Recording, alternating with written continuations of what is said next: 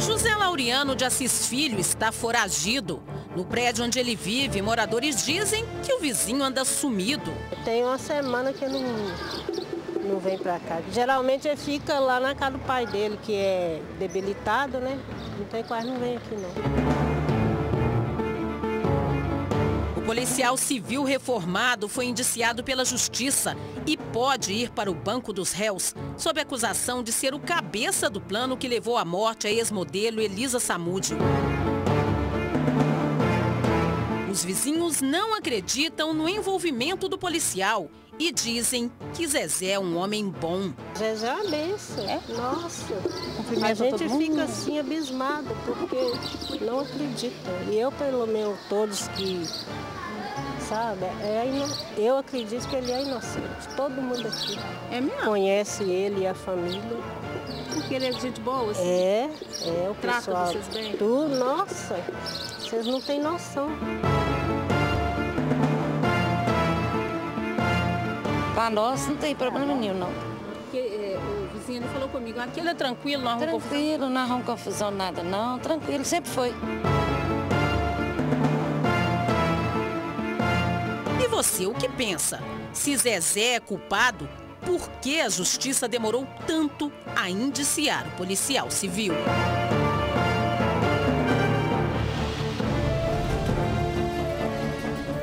Olá, boa tarde. O TV Verdade está no ar. Eu sou Etel Corrêa e essa é a pergunta que não quer calar. Por que é que o Zezé não foi indiciado antes? Agora, a população, os moradores, os vizinhos dizem que ele é inocente. Nós vamos colocar aqui na nossa mesa para discutir. Será que o Zezé é inocente, está sendo a bola da vez? Por que será que 5 anos depois da condenação de várias pessoas pela morte de Elisa Samúdio, ou melhor, 5 anos depois do desaparecimento dela e 2 anos após a condenação de tanta gente, agora surgem 2 peças novas nesse xadrez?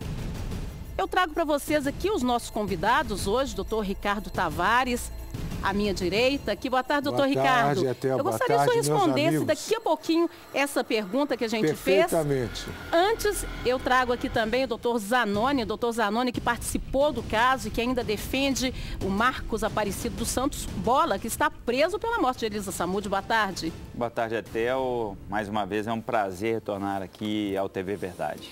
E, ao meu lado esquerdo, o cidadão Éder, que a gente não precisa nem apresentar, né? Cidadão, é polêmica essa situação, não é? 2 policiais civis agora indiciados, o Zezé já com prisão preventiva e decretada e o Gilson Costa, que ainda está trabalhando, né? Ele que foi denunciado por ameaça a uma testemunha. Você quer responder a minha pergunta primeiro?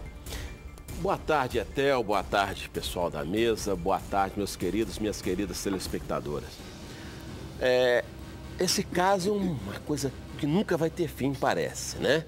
E também esse caso é um caso muito estranho, onde só pessoas boas, né? Porque o Bola é maravilhoso, o Bruno é maravilhoso, o Macarrão então nem se fala.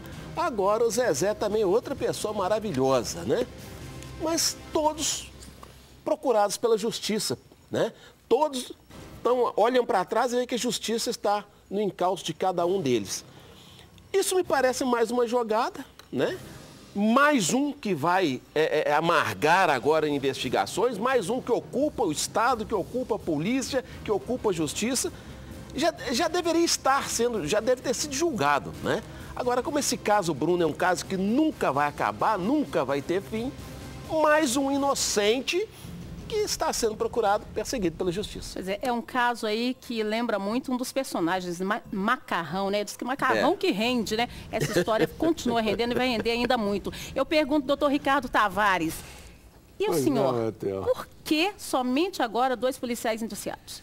Etel, todo processo, antes dele iniciar, antes do oferecimento de uma denúncia, ele precede de investigações.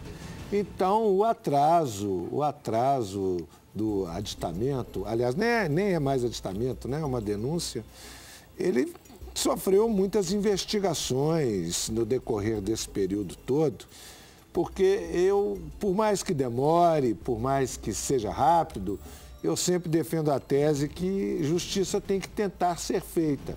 E se o promotor entendeu, baseado nas investigações que foram feitas no decurso e no final desse processo, em denunciar este senhor e o Gilson, é por causa das investigações. Bem, eu conheço muito bem o policial Gilson Costa. Ele sempre foi um policial de escola, um policial trabalhador, muito zeloso. Muito zeloso. A polícia sempre o distinguiu por trabalhos que ele tem feito. Peraí, doutor, o senhor está defendendo ele? O senhor é o advogado do Gilson Costa? Olha em primeira mão essa aí, hein? O senhor é advogado do Gilson Costa? Eu não sou advogado do Gilson Costa, mas eu o conheço bem, porque ele trabalhou com um cliente meu e eu sei que ele presta trabalhos relevantes à sociedade. Por sinal, continua trabalhando na DOESP, Divisão de Operações Especiais da Polícia Civil no setor burocrático. Estão fazendo justiça porque não há motivo para retirá-lo dos quadros da Polícia Civil. E deveria virar departamento, né? DOESP como divisão. É uma divisão agora, porque pertence ao Departamento de Combate ao Crime Organizado, que é uma coisa maior. Podia ser uma divisão. Né? Vamos então ouvir a opinião aqui, cidadão, só um minutinho, eu quero ouvir a opinião do Zanoni, que é diretamente interessado nisso. Zanoni, alguma coisa teria mudado se esses dois policiais tivessem sido indiciados na época do seu cliente, do cliente que o senhor representa aqui, o Marcos Aparecido dos Santos Bola? Com certeza.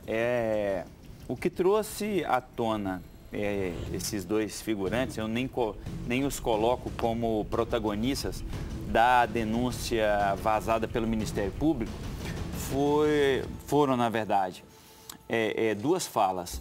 As declarações prestadas quando o interrogatório em plenário de julgamento pelo júri popular da comarca de Contagem, pelo Macarrão, e por derradeiro no interrogatório do Bruno. Agora, o que vai mudar todo o panorama desse processo é que nessa linha de desdobramento, nessa dinâmica traçada por eles no interrogatório, isso deixa assim caracterizado, Etel, a questão da incompetência do juízo da cidade de Contagem para julgar esse caso. Por quê? Porque se o Ministério Público tem razão, se ela foi realmente levada até ali perto ali da Lagoa da Pampulha e depois executada na comarca de Vespasiano, Contagem é absolutamente incompetente para julgar. Esse processo ainda está sob recurso e ele vai passar por instâncias superiores, pelo STJ e com certeza pelo Pretório Excelso, que é o Supremo Tribunal Federal, que poderão sim decretar a nulidade e a incompetência da comarca de Contagem. E o processo voltará, nós teremos novo julgamento. Sim, mas espera aí, isso não muda a existência de um crime, não muda o desaparecimento e a suposta morte, já que existe um laudo. Absolutamente. Existe um óbito, uma certidão de óbito que foi dada, inclusive, parece pela juíza, né, na época. Existe um atestado de óbito, não muda o crime, não muda os personagens que confessaram, muitos lá fizeram uma delação premiada, a gente sabe, né, o Macarrão foi aí personagem aí preponderante nessa história e o crime aconteceu, né, doutor Zanoni? Podem mudar aí as funções de um ou de outro, né? Mas aí é justamente nessa questão, se essa dinâmica, se ela se comprovar, como você está colocando aí, o julgamento não poderia ter sido perpetrado na comarca de Contagem. E desde o início, nós da defesa, com base até no que o promotor de justiça, no que o Ministério Público sempre falou, o juízo competente seria a sociedade, porque os crimes dolosos contra a vida, no nosso caso que é o homicídio, é julgado pelo júri. De 25 jurados, de 25 pessoas da comarca, nós sorteamos 7 que vão formar o conselho de sentença. Só que essa sociedade que tem a competência para julgar, segundo essa dinâmica da denúncia, é o povo de Vespasiano. Então está tudo errado e, com certeza, os ministros do Supremo Tribunal Federal e do Superior Tribunal de Justiça vão se debater, vão verificar e analisar essa dinâmica. Peraí, isso aqui, o senhor está dizendo que aqui. Pode... Como é que é, cidadão? Eu estou sentindo um cheiro de enxofre aqui nesse estúdio. Mais uma vez, Etel, o representante do demônio na Terra, que o doutor Zanoni, podem anotar aí, é o representante do demônio aqui na Terra. Quando se comete um crime horroroso, daquele de muito sangue, de muita dor, o demônio dá um cartãozinho pro criminoso, assim, ó, procure meu amigo Zanoni lá que vai livrar a sua cara. Então tá certo. Assim. Então o Capeta tá trazendo notícia nova aqui no TV Verdade. Olha, coloca aí exclusivo para mim, por favor, produção. Coloca aí o diretor exclusivo, doutor Zanoni diz que vai ter outro julgamento. Me conta essa história aí. O julgamento, então, vai ter que ser anulado por causa dessa competência? Isso já foi alegado lá atrás e está sob recurso. Os tribunais superiores vão analisar. E essa questão agora que traz à tona esses novos participantes, Zezé e o Gilson. Isso. E o que me causa, eu gostaria de frisar também uma coisa que você falou aí, a questão da decretação da prisão preventiva. Tanto tempo depois, a prisão preventiva no Brasil ela só pode ser decretada por 4 motivos, que é a garantia da ordem pública, garantia da ordem econômica. O que a ordem pública corre risco com a prisão desse sujeito tempo depois e também para garantia da aplicação da lei penal, o sujeito ficou o tempo todo em liberdade e por conveniência da instrução criminal. Ora, quem traz o nome desse sujeito é o Bruno. Então não teria como ele agora desvirtuar, subornar, ameaçar alguma testemunha. Então eu não vislumbro um requisito para se decretar a preventiva. Eu acho que os dois, se os nomes foram cogitados, se os nomes foram colocados no processo, devem ser investigados, devem ser denunciados, devem ser processados e julgados. E isso é justiça. De novo, o representante do demônio não fala de corpo, não fala de vítima, não quer solucionar o caso, ele quer uma brecha da lei para colocar todos os asseclas demoníacos na rua. Aí vai fazer, vou anular esse julgamento todo, vamos voltar a zero. Aí fala assim, meu cliente já está há muito tempo aí, vamos colocar um recurso para botar ele em liberdade. Vai ser aquele fuzuê. Por isso que toda hora eu falo que a lei é frouxa, a lei é boba e tem uma brecha. E é isso que o representante do demo vai fazer. A lei não é frouxa. A lei não é frouxa. A lei é frouxa, primeira coisa, cara não tem muito peso. Tanto que estão presos desde o início. Por isso que eu sempre frouxidão. Peraí, não há frouxidão de lei. Ordem no barraco aí, vamos botar ordem no barraco. Concordo com o doutor Ricardo. Não há frouxidão. Primeira coisa, as palavras do Zanoni tem muito a ver com essa decretação dessa preventiva. É senhor José, né? O senhor José. Porque tanto tempo depois, se não houve nenhuma influência negativa, por que decretar a prisão desse senhor? Com todo respeito a quem decretou, que eu acho que deve ter sido motivo de recurso. Outra coisa que eu queria falar com o cidadão. O cidadão gosta muito de falar que o senhor é representante do Capeta. Eu já acho que o senhor é um grande representante do direito. Agora, doutor Zanoni, parece que o senhor nos disse aqui que iria pedir a anulação do tribunal também pela questão do atestado de óbito. A doutora Marixa Fabiani não poderia ter dado esse atestado de óbito, é isso? Claro, essa questão da morte, ela, naquele momento, principalmente naquele momento processual em que essa decisão foi exarada no processo, no sentido de se emitir um atestado de óbito, é um absurdo, ainda mais por um juiz criminal. Então nós entendemos que aquela decisão naquele momento era totalmente errônea. Mas passível de recurso. Passível de recurso. Transitou em julgado, mas não despedir, tá certo? Nos interessa agora essa questão da incompetência. Vislumbro que sim, que os tribunais superiores poderão anular esse processo e submeter todo mundo a novo julgamento. Então vamos ouvir aqui, eu vou contar para você o que a doutora Marixa Fabiani diz a respeito. Coloca para mim a imagem da doutora Marixa aí para as pessoas relembrarem o rostinho dela. Eu conversei com a doutora Marixa ontem sobre o nosso programa, ela não pôde comparecer e ela me disse o seguinte: Etel, não mudaria nada se esses dois tivessem sido denunciados naquela época. A única coisa seria que o número de denunciados passaria de 9 para 11 pessoas e que o resultado não mudaria porque as tarefas foram divididas entre os envolvidos. Como é que o senhor vê isso, doutor Zanoni? Não, aí tá certo. A denúncia, ela Aí tá certo. Tem que colocar aleluia pro doutor Zanoni. Não. O artigo 29 do Código Penal diz: quem de qualquer modo concorre para o crime incide nas penas a este combinadas na medida de sua culpabilidade. Então, se houve divisão de tarefas, cada um teve um determinado papel segundo a ótica ministerial. A juíza não está errada, não.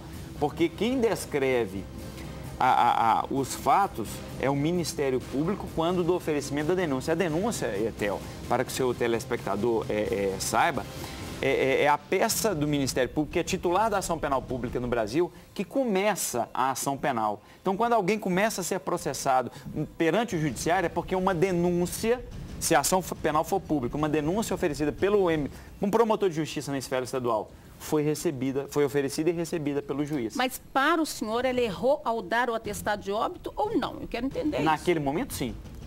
Nós, da defesa, do Marcos Aparecido, entendemos. Não mudaria para nós. Não mudaria. Mas, para nós, naquele momento ali, foi... Porque foi anterior. E hoje ela morreu? Foi anterior. Elisa morreu? Elisa morreu para a defesa do Bola? Morreu? Para nós? Tem prova. Do jeito que está falando. Do jeito que a denúncia conta. Tem um certidão de óbito. Mas um papel não prova material. Um papel não prova um fato. Zanoni, uma prova material. Com todo respeito à sua argumentação, eu vou discordar porque eu penso que o juízo agiu corretamente quando liberou o atestado de óbito, porque realmente o corpo não aparece. A pessoa não aparece. As investigações levam à conclusão que houve realmente um homicídio e que esse cadáver sumiu. A doutora Marixa, ela não tinha outra saída jurídica a não ser realmente mandar que fosse feito o mandado, o atestado de óbito. Existe um laudo pericial que fala que tinha parte do cérebro de Elisa Samúdio no carro do Bruno. E isso foi aquele outro representante, né, que teve aqui e falou. Quem que é o representante? Como é que chama aquele perito? O perito do caso lá do Nordeste que falou que o Jorge Sanguinetti. O Jorge Sanguinário. Desculpa, Jorge Sanguinetti. Sanguinetti, desculpa, falha. O Jorge Sanguinetti falou que tinha um pedaço do cérebro de Elisa Samúdio dentro do carro do Bruno. Se não me falha a memória, foi contratado por você, né, Zanoni? Sim. Foi nosso assistente. E isso quer dizer que ele comprovou essa teoria do cidadão, que Elisa foi morta e que havia pedaço de cérebro? Não. Aquilo foi a lesão que o menor causou na Elisa quando traslada o Rio-Minas. São dois momentos diferentes. Momentos diferentes, justamente. Ele estava Depois no TV disso, Verdade conosco. ela ficou no sítio. Ele estava no TV Verdade conosco e eu perguntei a ele. Ela ficou no sítio e ferida, mas não foi morta nesse momento. Foi isso que o doutor Sanguinário, quer dizer, doutor Sanguinetti falou, que Elisa foi muito bem tratada em todos os momentos. Mas aí morreu. Eu perguntei para ela, para o doutor Sanguinetti, aí eu perguntei para ele, falei, doutor, o senhor como médico, que vê uma vítima de lesão corporal que tem o cérebro exposto e parte dele retirada, é levada para o sítio do Bruno, ela foi bem tratada ou ela deveria ir para um CTI? Isso aí tem que ver o caso a caso. Falei, gente, tá aí no TV Verdade, tá gravado. Tá certo. Vamos ver pessoa aqui. Que fala isso... Vamos ver aqui agora, então, o que vai acontecer com esses dois policiais indiciados. Roda para mim, por favor.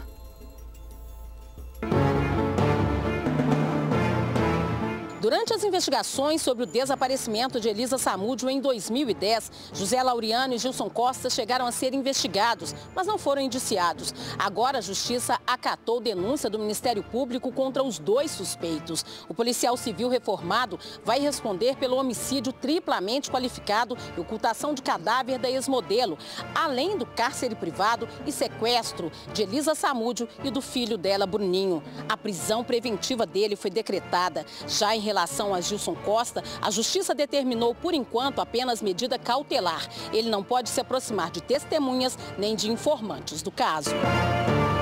Na decisão do Ministério Público, o juiz alegou que há prova da materialidade dos crimes e que os indícios apontam para Zezé como articulador. Ligações telefônicas rastreadas pela polícia revelaram conversas entre ele e outros envolvidos no caso durante o cativeiro de Elisa. 7 pessoas já foram condenadas pelo sumiço e morte da modelo. O ex-goleiro Bruno cumpre pena de 22 anos em regime fechado. O ex-melhor amigo dele, Macarrão, foi condenado a 15 anos de prisão.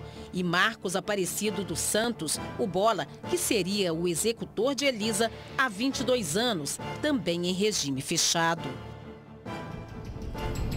A gente trouxe essas informações para refletir sobre o que eu disse nesse VTR. Olha só, rastreadas ligações telefônicas entre o policial e pessoas envolvidas no crime. Eu participei ativamente dessa época aí das investigações como repórter, e vocês aqui na mesa hão de se lembrar que naquela época um Zezé já havia sido citado, um homem de cor escura já havia sido citado várias vezes, ligações foram rastreadas e esse inquérito paralelo, ele só veio a ser concluído 2 anos depois da condenação. A condenação, ou melhor, 1 ano depois da condenação, a condenação desses envolvidos foi de janeiro a março de 2013. Saiu a denúncia foi encaminhada em novembro de 2014 e somente agora, então, é que sai o indiciamento. Então, essas ligações, esses indícios já existiam naquela época, não é isso mesmo? Por que agora eu volto nessa pergunta? Agora isso vai mudar alguma coisa realmente, doutor Zanoni? O senhor vai pedir essa revisão do tribunal, mas o seu cliente está preso lá. O Zezé é apontado como o cabeça de um esquema, mas Bola ainda permanece na cena. O que pode mudar? Alguma coisa pode mudar nisso ainda? Quanto à questão legal, apesar da demora na conclusão desse inquérito policial, inquérito esse que traz agora para o âmago desse processo esses 2 sujeitos, essa demora não impede julgamento. Então, com certeza, nós teremos a fase de instrução, poderemos ter a pronúncia, que é a decisão desse juiz, inclusive é um excelente juiz que está à frente do Tribunal do Júri da Comarca de Contagem. O juiz, se ele pronunciar, os 2 vão a júri popular. Então, essa questão da demora do inquérito não impede julgamento. A justiça será feita, eles poderão ser absolvidos, poderão ser condenados. Mas essa demora que causa deixa todo mundo boquiaberto, um pouco até espantado, porque essa separação, se lá atrás algumas testemunhas citaram nome de algumas pessoas, mas não como assim, como participantes ativos, mas nomes foram citados. Então, apesar da demora, apesar desse processo só agora, esse inquérito ter sido concluído, isso não impede o julgamento. O senhor vai se basear nisso aí, na sua pedido de revisão agora do julgamento do Bola? Não, o recurso nosso já foi interposto. Nós temos a apelação, apesar de existir uma divergência quanto à questão do trânsito ou não em julgado, por conta da apresentação das razões recursais, eu estou falando que é uma questão mais técnica, o recurso do Marcos Aparecido já foi. E também lá está o recurso do goleiro Bruno, o recurso de outros réus. O trânsito em julgado foi só com relação ao senhor Marcos Aparecido? Sim, então somente. Vamos falar mais popular aí para o nosso público entender. Olha, o que vocês estão dizendo aí, por favor? O que nós estamos dizendo? É que quando houve o trânsito em julgado do recurso do senhor Marcos Aparecido, é porque não cabe mais, não cabe tem mais recurso, está preso, tem uma pena de 22 anos, está cumprindo a pena, acabou. Acabou. Agora, eu estou surpreso com isso, doutor Zanoni, porque o relator, o senhor me disse que é o desembargador Durgal. Ele é um homem muito criterioso. Ele, para decidir um trânsito em julgado de um recurso e dando marcha aos outros, alguma coisa deve ter acontecido de extraordinário nesse processo. Sem dúvida. Aconteceu, Zanoni, alguma coisa extraordinária? O doutor Durgal é um desembargador de escola, de altíssimo quilate. Desembargador de Skol? Ele bebe cerveja? É isso? Não, é um desembargador que assunto é sério aqui, cidadão. Mas desembargador de altíssima competência. Eu tô querendo só que ele fale nessa pro questão, telespectador o que é um Skol. Para ser técnico, a questão de interpretação. O desembargador entendeu que o prazo para apresentação das razões por que está se recorrendo daquele veredito lá de contagem. Por que está se recordando? Então, esses motivos, se eles não foram juntados no processo no momento tal, segundo a lei, para ele transitou em julgado. Então, a partir daí, não caberia mais recurso. A defesa está divergindo desse entendimento do desembargador e estamos aí agora apresentando novos recursos. Doutor Zanoni, eu vou voltar a dizer que, como o desembargador Durgal, ele é muito criterioso, mas muito criterioso. Não houveram intimações para apresentação dessas razões e o prazo pode ter corrido sem essa apresentação. Por isso ele decretou esse trânsito em julgado, porque ele é muito criterioso, muito criterioso. Às vezes pode ter tido alguma falha de comunicação, de intimação, porque para ele dar um trânsito em julgado, alguma coisa deve ter acontecido de anormal. Porque isso, onde são vários réus, todos apelaram... A normalidade está justamente nisso que o doutor acabou de citar. Como não houve resposta após a intimação, ele decretou o trânsito em julgado. Só que existe entendimento da jurisprudência, dos julgados, de outros tribunais, inclusive do Tribunal Mineiro, que nesse caso dever-se-ia nomear defensor dativo. E não foi feito. Simplesmente, então, a nossa discordância é quanto a este ponto específico e recurso está sendo manejado. Tá certo. Vamos ver, então, o que as ruas estão dizendo. Olha, o povo quer também opinar nesse caso que é polêmico, muita gente falando sobre o indiciamento dos policiais e falando também ainda sobre o Bruno. Vamos ouvir aí, roda para mim a opinião das pessoas na rua. Vamos ver, pessoal aqui, ó, Povo na TV, no TV Verdade aqui, vai lá. O que tinha para render já rendeu. Inclusive não acharam ela até hoje. Para mim já acabou isso aí. Falta muita coisa ainda, está muito mal explicado. Se tem mais alguém envolvido, tem que apurar mesmo. Se tem denúncia, é claro, entendeu? Flui não é, mas o negócio é o seguinte, ele sabe onde está o corpo da Elisa Samúdio, só que ele não quer falar. Essa dúvida aí vai morrer com ela. Eu acho meio difícil, viu? É meio complicado, viu? Me desculpa, ele jogou no time que eu amo muito, o Atlético, mas é aquele negócio, ele sabe. A prova do crime seria o corpo, né? Mas desde então ele foi condenado, quer dizer, prova concreta, eu acho que tenham para fazer isso, né? Mas eu acho que ele devia falar, se ele é o culpado, ele já devia falar, porque já foi muito prejudicado nessa história. Eu acho que vai dar muito o que falar. Tá fingindo de égua, né? Quer dizer, o povo aí continua achando que o Bruno sabe de tudo, por isso mesmo depois dessa reviravolta, no caso de mais 2 indiciados, que o Bruno ainda é a saída, que ele sabe dizer onde Elisa está. Mas uma coisa a gente viu que é unânime, se tem mais pessoas envolvidas, o povo quer que essas pessoas sejam julgadas. Cidadão Éder, a gente viu também há pouco que uma moradora da região até deu um sinal de fumaça para a polícia, assim, né? Onde que o Zezé tá? Tá por aí, né? Ele tá sendo procurado, ninguém acha, mas tem gente que mais ou menos sabe onde é que ele está, né? Se sabe também não vai contar, né? Porque nessas alturas do campeonato não faria. Zezé é policial. Zezé sabe como se desvencilhar de algumas dificuldades. Então, realmente, essa captura vai ser difícil. Agora, o que mais me estremece, sabe? É que realmente o telespectador ali falou, né? Esse caso não acaba nunca. Sabe, tem sempre uma coisa nova para trazer à baila. O que me preocupa é o seguinte, que a todo momento procura-se brecha para resolver o caso com brecha da justiça e não se fazer justiça.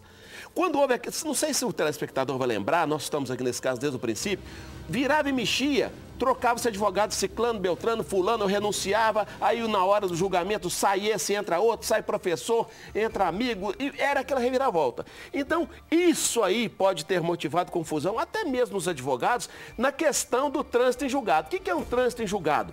É que aquele prazo passou e não se pode mais mexer naquilo, então torna-se definitivo. Isso é o trânsito em julgado que os doutores estão falando ali o tempo todo. Né? E o que quer dizer processo? Processo quer dizer sempre para frente, porque se for voltar toda hora, não dá. A menos que haja uma coisa nula dentro do processo, não se volta. Né? O anulável passa, o nulo volta. Então, processo é sempre para frente. Agora, estão querendo inverter a ordem das coisas. Tem um outro advogado aí, falastrão, muito falastrão, que fala sempre que vai botar na rua, que essas coisas não vão acontecer, e vai dar um jeito, vai para o tribunal, vai recorrer, fala muito bonito, mas o certo é que mesmo com a lei frouxa, tem esse monte de gente tomando esse tantão de cadeia aí.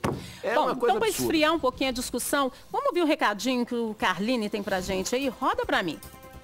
Olá, boa tarde. Vamos falar de saúde no programa? Vamos? A Você Implantes é saúde. É uma clínica especializada e conta com profissionais qualificados e materiais de alta qualidade, trabalhando com conceitos do que há de mais moderno na odontologia. E para trazer esclarecimentos para a gente, ela, a dentista mais famosa da TV brasileira, doutora Kênia. Tudo bem? Tudo jóia. Sorriso bonito, hein, doutora Obrigada. Kênia? Da Você Implantes. Doutora, hoje a senhora vai tirar dúvidas, né? Isso, hoje eu gostaria de esclarecer algumas dúvidas comuns dos pacientes que frequentam a clínica. Eles sempre perguntam se a clínica Você Implantes faz só implantes. A resposta é não. Fazemos todos os procedimentos, canal, aparelho, clareamento, facetas, periodontia, ou seja, atendemos todas as especialidades. Muitas vezes os pacientes chegam procurando a dentadura de encaixe, mas não querem fazer implantes. Bom, na realidade, para ter a dentadura com encaixe, o paciente ele vai ter que passar por uma cirurgia e fazer o implante para prender e encaixar a prótese. Mas tanto a cirurgia quanto o pós-operatório são bem tranquilos, não há o que temer. E há uma dúvida também quanto à ausência dos dentes ou da prótese, né, no decorrer da cirurgia, da reabilitação. Os pacientes eles questionam que não querem ficar sem os dentes. Podem ficar tranquilos. Até terminar o tratamento, que é a colocação da prótese, você vai usar uma prótese provisória. Ou seja, em momento algum você vai ficar sem os dentes. Então, o pessoal que está fazendo a reabilitação, os buracos que tiver, a senhora tem uma prótese provisória até a definitiva ficar pronta. Isso mesmo. A pessoa não fica hora nenhuma sem o dente. Show de bola. Muito obrigado. Lembrando, hein? Clínica Você Implantes esperando você no Santa Efigênia. Uma outra unidade para você que é de Contagem, Betim e região. Tem uma clínica da Você Implantes no Barreiro te esperando. Agora só depende de você. Pare de adiar a decisão, hein? Invista em você, no seu bem-estar. Ligue agora e agende uma avaliação na Você Implantes. 3003-2216. Você Implantes. Aqui você pode sorrir. Vou agradecer a você que está participando com a gente aqui pelo Twitter do TV Verdade, @TV Verdade. Um abraço enorme para Santa Cruz de Minas, parada para assistir o TV Verdade. Obrigada, um beijo para vocês. E olha, a gente também tem a participação de uma outra telespectadora que diz assim, que não tem que discutir mais esse assunto não, porque já deu o que tinha que dar o caso Bruno. Não é o que parece, a gente respeita a sua opinião, mas não é o que parece. A gente colocou aí várias pessoas falando agora e todo mundo continua comentando esse caso. A impunidade não pode continuar a existir. Tem mais 2 policiais indiciados, um por ameaça à testemunha e outro por envolvimento direto no crime. A polícia procura por Zezé, José Laureano, e se você tiver informações sobre ele, puder ajudar, 181 da polícia está aí e eu acho que as informações serão bem-vindas. E eu volto para a mesa aqui. Doutor Zanoni, eu acho que o cidadão Éder fez uma provocação aqui, né, em relação aos advogados aí que defendem essas pessoas. E aí? Realmente eu concordo que houve, para alguns réus, muita troca, porque o réu tem a liberdade de escolher o advogado de fidúcia, o advogado de confiança. Mas no caso do Marcos Aparecido, eu sempre fui o advogado de Marcos Aparecido desde o início. Diga-se de passagem que ele diz que é inocente até hoje. Sem dúvida, ele nega a autoria, ele peremptoriamente. Teve gente aí que fez confissão parcial, tem gente que fez delação premiada nesse processo e chamaram de confissão, mas o Marcos, ele nega de forma veemente esse fato. Doutor, mas nessa nova denúncia o Ministério Público diz que o Zezé teria entregado para o Bola e que o Bola é que teria executado.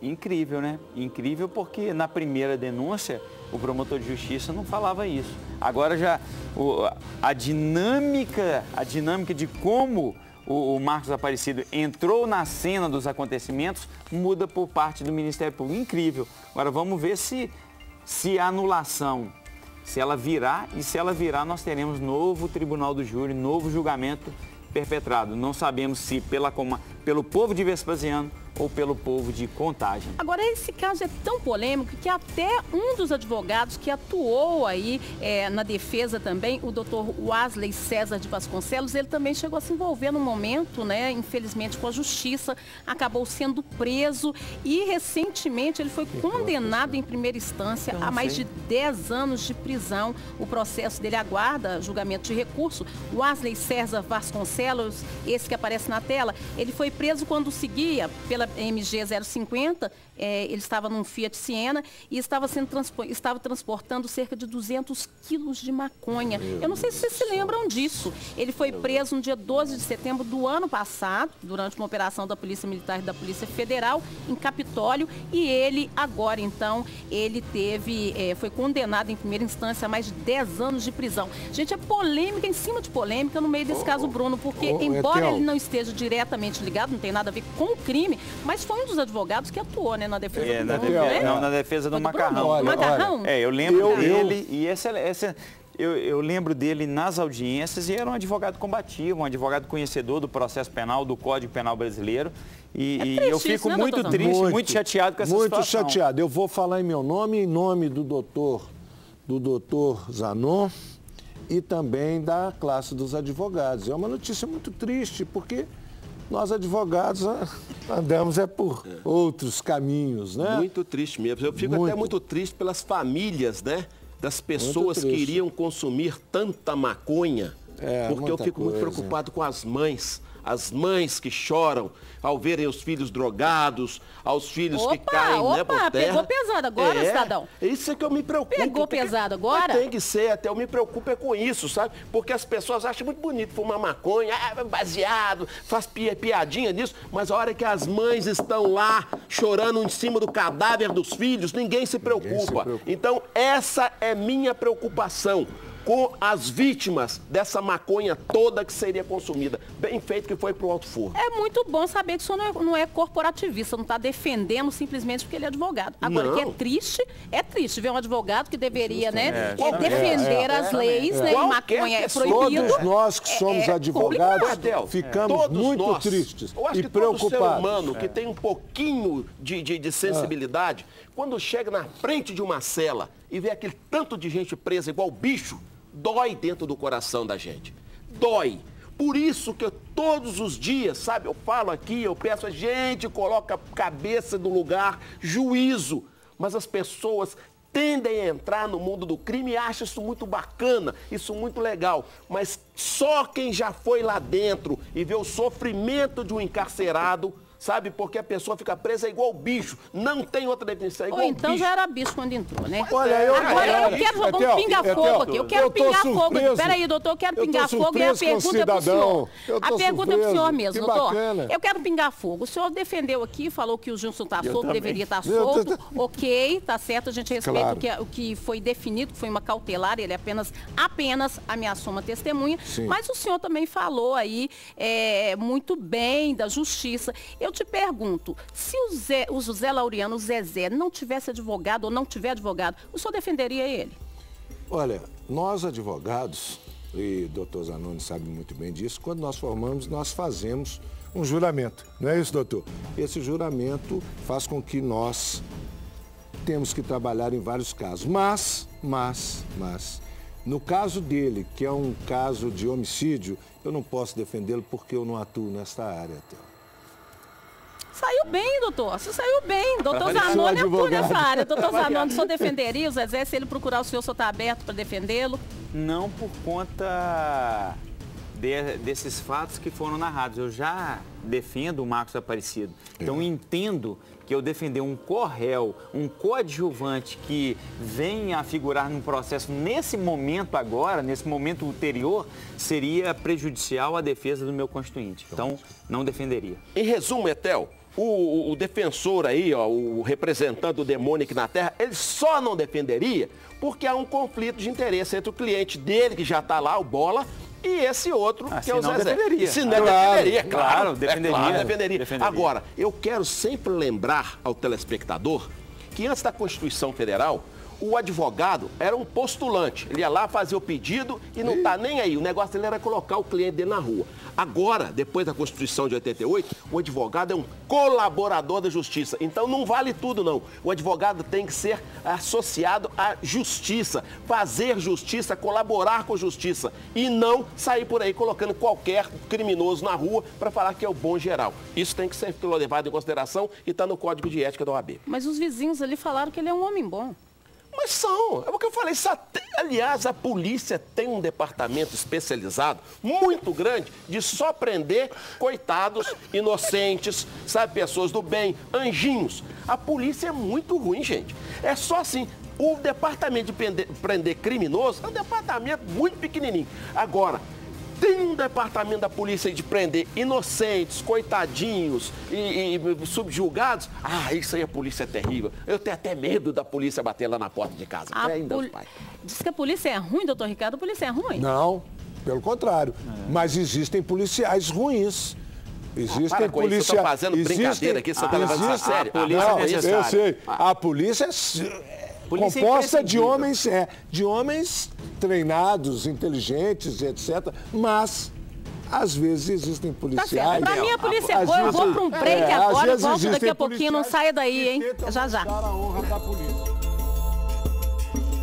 Boa tarde, estamos de volta e agora eu vou te dar uma boa notícia. Que tal passar as férias fora em grande estilo? Participe da promoção do TV Verdade e você vai concorrer a bonés, toalhas da série do Disney Channel, Teen Beach 2. Ligue para 31 3209 0005. Vou repetir.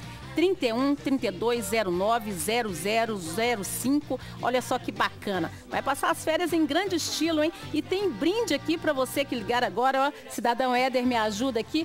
Bonezinho da série e também uma toalha. Olha só. Bacana, né? Então liga pra cá, 3209-0005, o DDD é o 31 e participe da nossa promoção. Tá certo? Obrigada pela participação aí, viu, cidadão Éder? Você tá um ótimo garoto propaganda. E agora, eu gostaria de falar mais uma vez com o Zanoni. Zanoni, você já contou pro Bola, ele assistiu na televisão lá no presídio, as notícias sobre essa reviravolta aí, 2 indiciados, 2 novos indiciados, mas 2 policiais nesse caso? Como é que ele reagiu? Mais uma vez, o Marcos Aparecido, ele nega a autoria, se diz injustiçado. Agora, ele conhece, ele sabe que a missão, ela é hercúlea, ela é difícil, porque não é só esse processo. Inclusive, eu não gosto do apelido de Bola, num outro processo, eu nunca me dirigi ao Marcos Aparecido com esse epíteto de Bola. Mas nunca. Ele abriu para vocês dessa participação do Zezé de Bola, aí? Nunca. Ele abriu para você sobre essa participação do Zezé aí? Porque segundo o Ministério Público, eles teriam se falado aí a respeito. Não, nós não discutimos essa questão de contato com o Zezé. Ele nega isso. Nega e ponto. E pronto. Não há que se falar. Mas ele sabe que a missão é difícil, até porque são vários processos. Teve até um processo em que ele foi absolvido. Nós teremos um novo júri, porque o recurso ele foi provido e o tribunal vai submetê-lo mais uma vez ao tribunal do júri da comarca de Contagem. Então vamos aguardar. E esse julgamento se avizinha. Acredito que o Marcos Aparecido vá a júri esse ano ainda, Etel, lá na comarca de Contagem. E hoje nós temos um novo juiz lá, um juiz muito estudioso, conhecedor do direito e um juiz atuante. Então nós estamos felizes com essa oxigenação, é sangue novo no judiciário. A Contagem é privilegiada, né? Porque a juíza que o antecedeu também era uma juíza de altíssimo quilate, de altíssimo conhecimento jurídico. Parabéns, Contagem, só tem juiz de alto padrão. Parabéns, Contagem. O jurisdicionado de Contagem, ele é bem agraciado. Eu acho que o tribunal, ele sabe muitas vezes selecionar e nós também damos sorte com os juízes que acorrem até a nossa comarca, porque o meu escritório é em Contagem. Doutor Zanoni, como é que caminha, então, o senhor agora, a partir dessa denúncia, já caminhando para o final do programa, como é que caminha a defesa do Marcos Aparecido dos Santos nesse momento? Mas nós vamos reforçar essa questão da incompetência. Se essa questão dos autores protagonistas, autores, coautores, dos partícipes, os coadjuvantes e esses figurantes que nós temos aí, de repente, só uma conivência, tendo em vista essa nova denúncia vazada, perpetrada pelo Ministério Público, nós vamos reforçar que, mais uma vez, o juiz, naturalmente, o juiz constitucional que deveria ter julgado isso, é o povo da comarca de Vespasiano. Então, só lembrando porque segundo o Ministério Público, Elisa Samúdio foi morta, todo mundo sabe disso, em Vespasiano. O que esse processo está fazendo em Contagem? Só lembrando ao telespectador que quando o doutor Zanoni fala aqui em competência, não é se o juiz é inteligente, não. É se o juiz pode ou o juiz não pode. É mais ou menos assim, né, doutor Zanoni? Vamos partindo para as nossas considerações finais aí, cidadão Éder. O que você acrescentaria agora em relação ao indiciamento desses dois homens?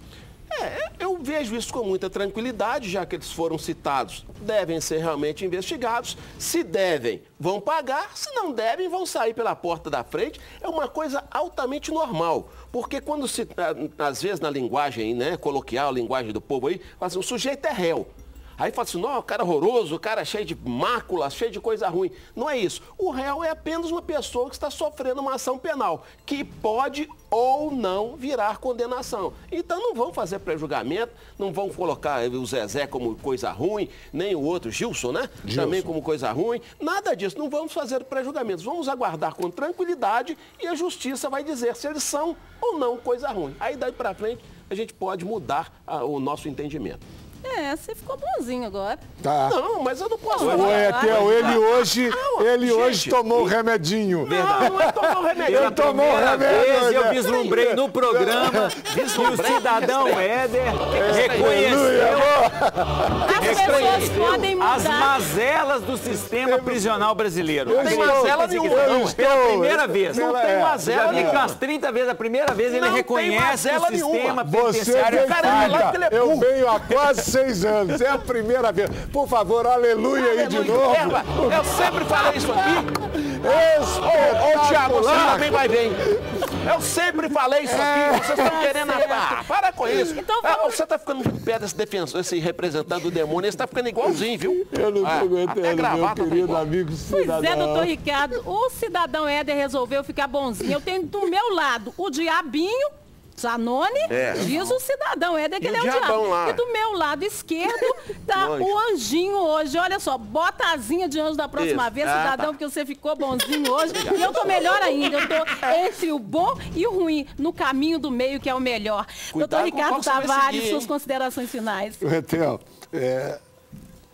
as minhas considerações finais, eu vou pedir licença ao cidadão, vou pedir licença a você, Etel, ao doutor Zanoni e a família do TV Verdade. Eu ontem estava trabalhando, fui parado por uma senhora, Dona Antônia. Na realidade, ela é conhecida como Dona Nita, do bairro Santo Antônio. Ela hoje está completando 92 anos, mais lúcida, muito bem fisicamente e me disse que assiste o nosso programa todos os dias. Então, bacana. Dona Anitta, eu pedi licença a todos eles e a família do TV Verdade para desejar à senhora, hoje a senhora está completando 92 anos, muita saúde, muita paz e que Deus a abençoe sempre. Obrigada. Eu também quero agradecer. Um abraço. Então, anotei aqui, Dona Anitta, 92 anos, que idade linda, hein? Parabéns à senhora, muito obrigada pela audiência aqui da TV Alterosa. E olha, eu quero mandar um abraço também para a dona Terezinha de Itaúna. A dona Terezinha, ela ligou para a gente aqui e também nos disse que assiste o TV Verdade todos os dias. Muito obrigada. Quero mandar outro abraço, então, para o pessoal lá do Hospital João 23, lá da Portaria Social, que sempre nos atende com muita alegria. Olha, foi muito bom ter vocês aqui. E eu quero deixar claro que o nosso programa é para ajudar a esclarecer você que está em casa. Tchau, muito obrigada.